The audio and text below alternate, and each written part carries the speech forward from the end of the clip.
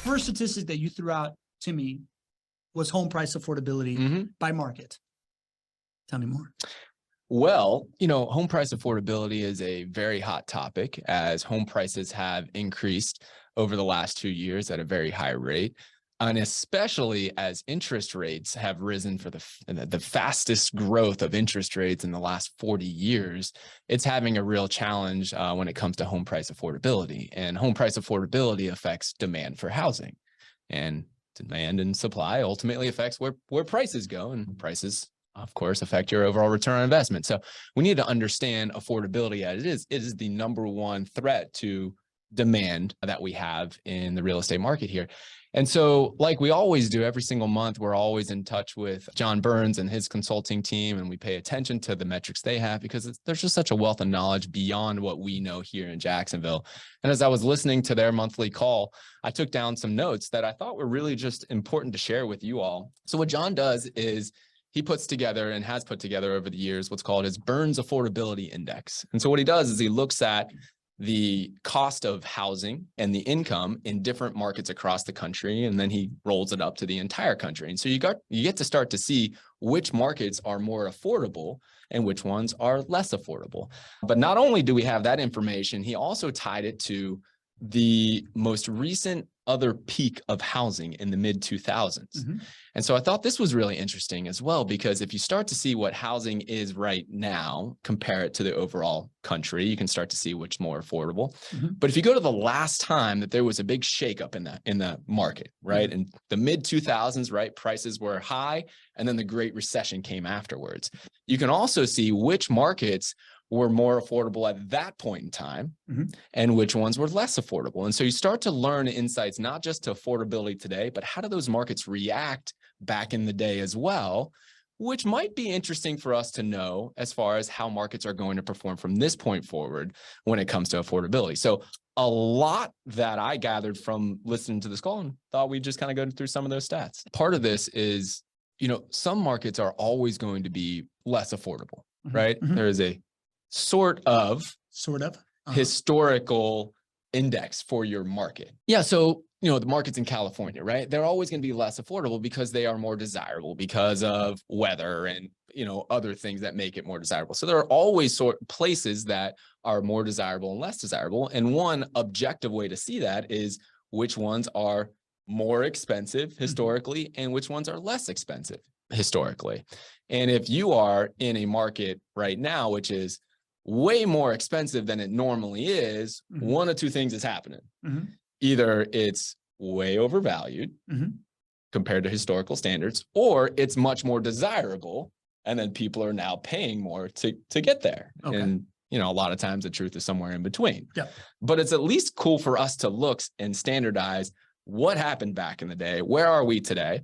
And like all things when it comes to home prices, right? We're not looking at this in a vacuum. This is one data point to take into context. It's not going to tell the whole story, but it's a cool story to look at and at least kind of understand objectively, which is, the reason I wanted to bring it up to everybody. Overall, so the housing cost to income affordability index for the entire country is 41%.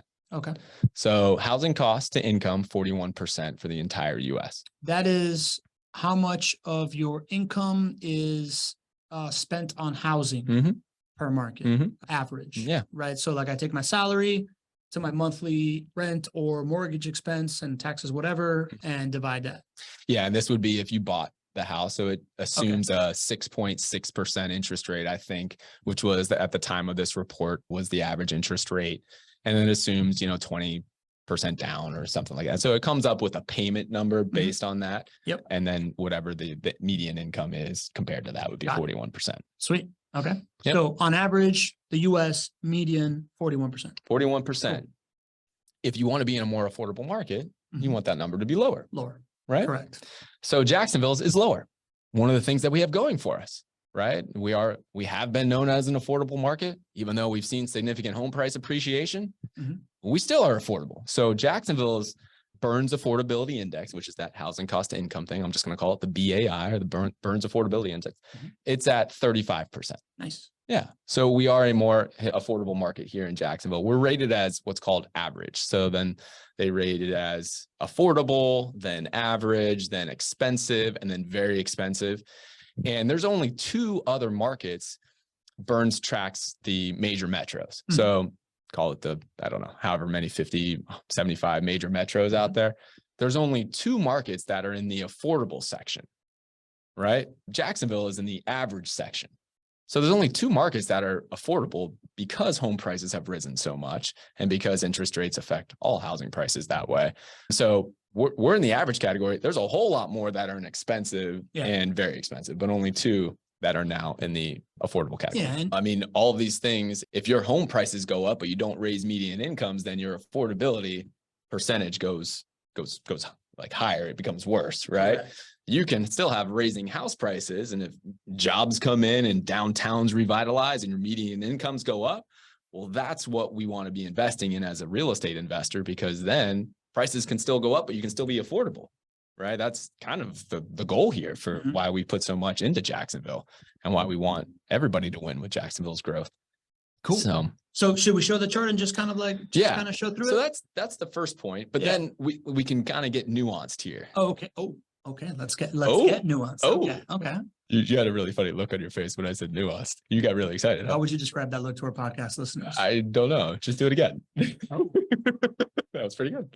Yeah. Well, did you fire it up there? I haven't fired it up. We're teasing them so much with this chart. I was too busy with my face. So this is straight from John Burns, just to make sure credit is given where credit is due. And as you can see here, all of these different metros are rated into very expensive, average, and affordable. And Jacksonville is there in the average category. So 35% is our housing cost to income ratio. Now, here's the really interesting, nuanced part of this that I really picked up on. They also put a little diamond for where the housing cost to income ratio was in the mid-2000s peak. Okay. For each of these markets. And so the thought here is that if your mid-2000s peak was closer to where your housing cost to income ratio is right now, well, you're closer to that kind of historically kind of indicator of what your affordability should be for that market. Interesting. Right? If you are a market like Dallas, which has a current Burns affordability index of 42%, but back in the mid-2000s, it was like 28%. Well, that's a large spread. That means that in the mid-2000s, right before the real estate market took a dive, it was a 28% for affordability, right? Now it's 42%. That might open up a market like that to a bigger dive. Now, that also could mean that market is so much more desirable now that the real historical number should be closer to 42%. Can't look at this, and get the exact answer for what it will be. But this is a data point that most people are probably not thinking about. Yeah, that makes a lot of sense, man. What do some of those places have in common there? Like Denver, Nashville, Charlotte. Property values have gone bananas. Talk about downtowns though. Oh, okay.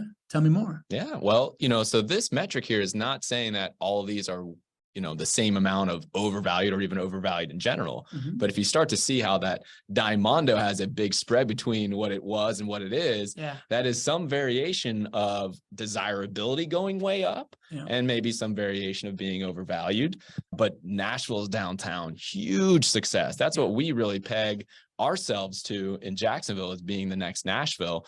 I mean, it was like 23 or 24% in the mid 2000s was its affordability. And now it's up to 40%. Well, how much of that is sustainable? I don't know. Right. We're going to see how this plays out, but you can see how the growth of a downtown really assists